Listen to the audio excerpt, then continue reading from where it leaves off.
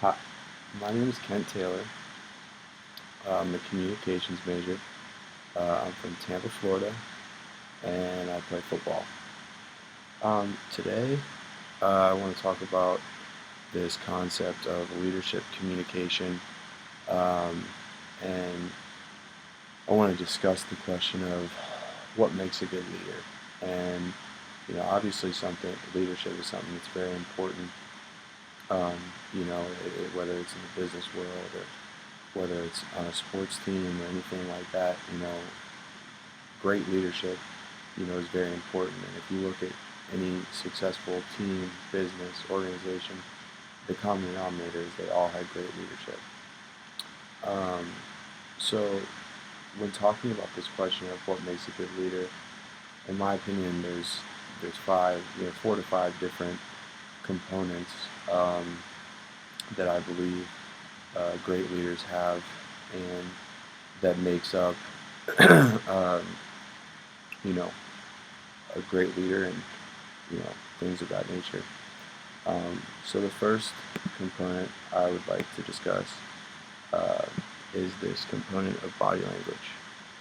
Uh, coming from a sports background, ever since I was little, my dad taught me from a young age to always have good body language. So, at the time I was playing baseball, and he always taught me to never walk on the field, and even if I got out or things didn't go the way I wanted, never to throw a tantrum or get really mad because, basically when you have bad body language, you're showing the other team, they beat you, and so you never want to do that.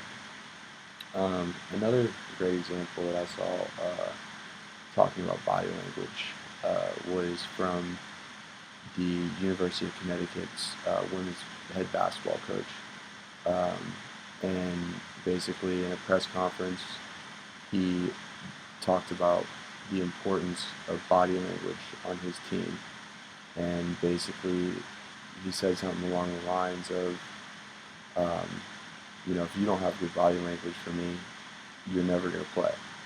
And he even went as far as to say that I would rather lose than win with people who have bad body language. And that's coming from somebody who they've won 11 national championships, and coached the women's USA team and things like that. So for somebody like that to hold such a high emphasis on body language, I think speaks volumes, as to how important it is, you know, in success. Um, the other thing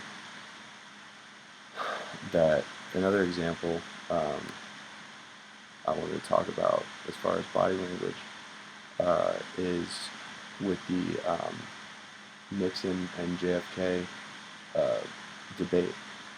And if you watch that debate, it's very clear that Nixon, he doesn't have good body language.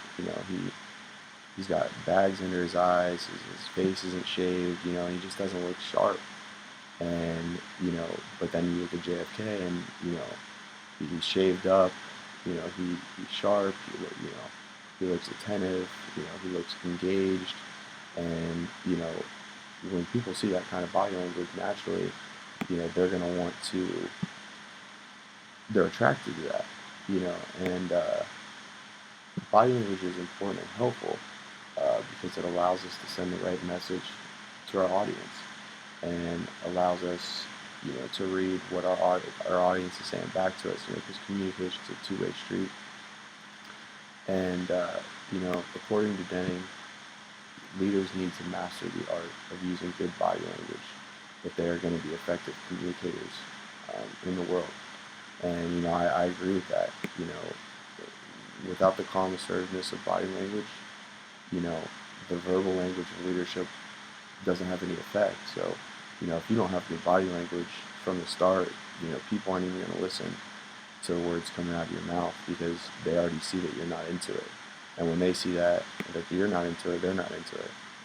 Um, just the last example I want to give about body language is, I watched a TED Talk by social psychologist Amy Cuddy, and it was called "Your Body Language Shapes Who You Are." And basically in the talk she talks about high and low power poses, and what she talks about is basically is you know these poses make you feel confident and things like that, but um, I think that she sees that if you can, you know, she says fake it till you make it. Well, if you can fake your body language, I think that the rest of your body, your mind, will catch up, and basically you'll end up making it, even though you started off faking it. And, I think that that's extremely important.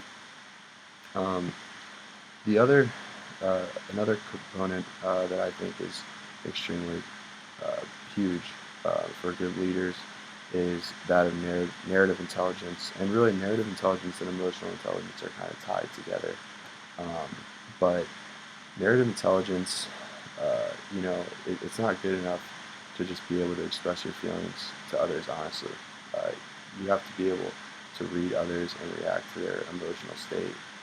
So, like good speakers, um, if they're speaking and they feel that basically the message isn't being received in the way that they wanted it to, basically they'll spin it to where you know they then get it to where it is. And I think that that's extremely important because with narrative intelligence and emotional intelligence, you really have to be aware of how people are receiving what you're saying, and you don't want to hurt any feelings, and things like that. So I think it's extremely important, um, to keep that in mind, and make sure you're paying attention to those little details. Um, the last thing that I want to talk about is framing, and framing is something that advertisers use a lot to frame the effect to present information in a manner that influences how viewers interpret that same information. And framing is being aware of the audience, and basically being aware of what they want to hear and how they want to hear it. And I think that that's something that a good and effective leader has to be able to do if he wants people to receive what he's saying the way he wants it received. But leadership is something that it's very difficult um, to do, and that's why not everybody can be a leader.